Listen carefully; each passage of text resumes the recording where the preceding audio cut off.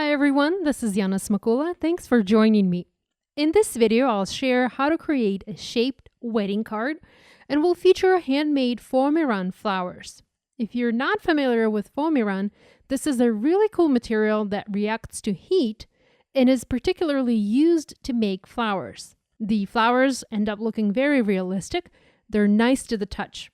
And I'll talk more about Foamiran when we get to the flower making part of this video. My mom was invited to a wedding in July, and she asked me if I had any wedding cards to give her, and believe it or not, I did not have a single one. So I decided to make a wedding card today. I already had an existing card design, and I just changed the colors a little bit, added a different sentiment, and turned an everyday project into a wedding card. And I'll share that everyday card at the end of this video so that you can see how by simply changing a few things, a card can get a completely different look. I'm starting to work on my wedding card by scoring a sheet of Neenah Desert Storm 80-pound cardstock at 5.5 inches, so I'm scoring an entire sheet. I'm using my Teflon bone folder to burnish the paper, as the Teflon bone folder will not leave a shine on my paper as opposed to the regular bone folder. Next, I'm using the largest die, the outer edge die from the Flourished Square die set from the Romancing The Swirl collection by Becca Feeken for Spellbinders, and all of the dies that I'm using today come from that particular collection. So I'm using this die and I'm attaching it onto my paper with the help of micropore tape to die cut a shaped card base for my card. When I work with Spellbinders dies, I love to create shaped cards and just go outside the box. To create a shaped card base using a die, you'll need to make sure that the top cutting edge of the die goes above the fold of your card base. If it doesn't go above the fold, you'll end up die cutting just 2 pieces of cardstock instead of one shaped card base. So here I am checking multiple times to make sure that my die goes above the fold. And I'm using low-tech tape to secure the die onto the paper and make sure it's not going to move. I'm going to use my Spellbinders Platinum die cutting and embossing machine to do all of my die cutting today. So first I'm die cutting the card base, and it's super easy to do. So here is my card base all nice and ready. Next I'm going to die cut an identical shape, just one layer though, out of gold foil cardstock. I did cut it out of white at first, but I decided to make my card a little bit more fancy, so I switched to gold foil paper instead. I'm also die cutting an inner detail layer and also an inner cut layer to create a filigree element for my project.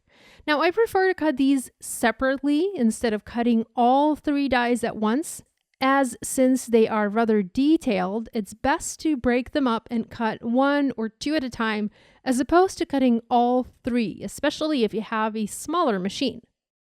Next, I've already die cut a white frame using dies from the Hemstitch Squares set. And now I'm going to add the hemstitch detail in the center. Here again, you can cut all 3 dies in one pass, but I prefer to do it separately. I also feel like I'm able to better align my dies this way. I'm also going to dry emboss this one die cut, but I'm only going to emboss with the hemstitch insert die, so not with all 3 of the dies. I've embossed with all 3 dies in the past, so the hemstitch insert, the outer and the inner cut lines, but I just like it better when I emboss with just one die, for instance, the hemstitch insert. And here is a close-up of what that looks like. I think it's very pretty. I'm going to add a green mat under the Hemstitch Square die cut, so I'm just going to die cut a square frame out of the green cardstock. It doesn't have to be perfect, and you can see that mine isn't. I just need enough cardstock to show through the hemstitch opening on my card. Finally, here comes the fun part. I'm going to die cut Foamiran for my flowers and leaves. And this is what it looks like. It is not craft foam. A lot of people confuse Foamiran with craft foam.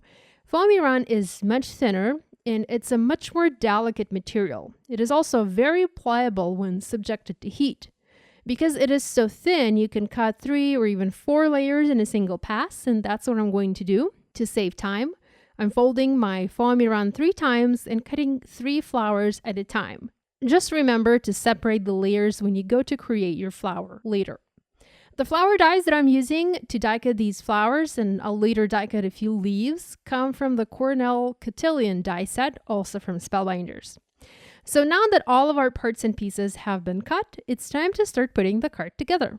I'm going to heat emboss the sentiment onto the card base in gold embossing powder to go along with the gold foil frame. I've placed the card base and the frame inside my mini MISTI. I need the frame there to help me align the sentiment and make sure I stamp it in the center of the panel. So the frame is just sitting there. I have not adhered it in place. I'm using a sentiment from Alt New. This is a sketchy landmarks set, and also a few swirl elements from Paper Tray Ink. These come from the Banner Sentiments stamp set. Once I have everything aligned, I'm going to close the door of my MISTI tool to pick up the stamps. We'll add anti-static powder to prep the surface of the paper for heat embossing, and we'll stamp these in Versamark Watermark Embossing ink. Now I can remove the frame, add gold embossing powder, and heat set it with my heat tool to melt the powder. Now you can also add another layer if you don't want to heat emboss directly on the card base, but I decided to go ahead and just heat emboss it right there. I used my pencil eraser after the embossing powder had a few seconds to cool to erase the anti-static powder from the card. Next, I'm going to adhere the white Hemstitch Square onto a green square, and I'm using just regular tape here. I want the green paper to show through the hemstitch openings here, and it will go nicely with the leaves, with the green leaves that I plan to add to my card later.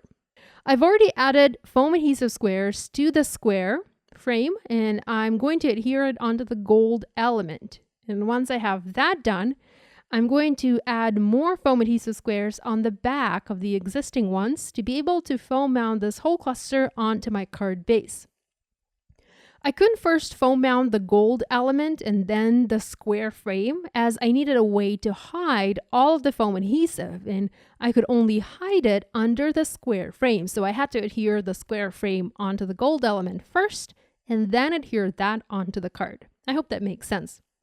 Time to start working on our flowers. I'm placing an easy clean mat from Tonic on my work surface to protect it from the heat. I will be using my heat tool, and I do not want to melt my cutting mat. I've already preheat and shaped some of the die cut flower layers to show you the difference. So here is what the small layer looks like when heated, and this is a large layer when heated. There's quite the difference. I personally am not really into flower making, but with this Foamiran material, it is incredibly easy to make beautiful dimensional flowers. I have noticed that not all Foamiran sheets behave in the same way when heated. Some shape better than others. Before trying this ivory color, I tried pink and it didn't shape like this at all.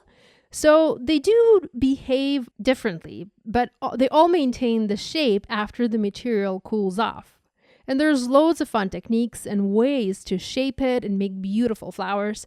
I'm just sharing the most basic way here. You can also color your Foamiran or add some ink blending to make your flowers more interesting. I didn't want my flowers to be any other color, so I left mine as is. To shape these flowers, you'll need a heat tool, preferably one with a lower temperature setting. If you have Hero Art's heat tool, it might be a bit too hot for this material. And you'll also need something to hold your die cut in place. I'm using the pokey end of my tool-in-one here. And watch this. I'm not speeding this up so that you can see how much time it really takes to shape each layer. And you really need to apply the heat for just 2 to 3 seconds to see the result. From here, you can shape the layer with your fingers. You can twist it, do anything you want with it to give it any shape you like. I didn't do anything else, but I just heat the layers up for 3 to 4 seconds. I also heat up the leaves to shape them. I did the exact same thing, but I applied heat for just 1 or 2 seconds. I didn't want the leaves to curl up just as much. Here's a side-by-side comparison of the two leaves. When you heat it up, you also smooth out any imperfections on the surface of the Foamiran. With my flower layers and leaves ready, I started putting the flowers together. Normally, I would use stamens or a brad to secure the layers together, but I decided to use glue and simply glue all of the layers in place. I also used the same glue, and this is a deluxe adhesive by Tonic Studios, to adhere flowers and leaves onto my card.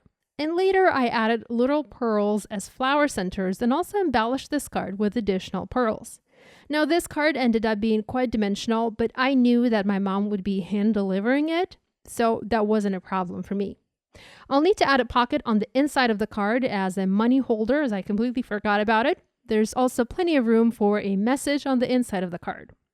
Here's a quick look at the other card that I mentioned at the beginning of this video. The exact same dies and the exact same layout, but different colors, and yet the card looks completely different. Be sure to visit my blog for a full list of supplies I used to make this card, and join the blog hub for loads of additional inspiration. Thanks so much for watching. If you have any questions, as always, please leave them in the comments section below, and be sure to subscribe to my YouTube channel if you haven't yet done so. If you are a subscriber but are not receiving new video notifications, please check the bell icon on the homepage of my channel to get notified every time there is a new video. Thanks for watching. I'll see you next time. Bye!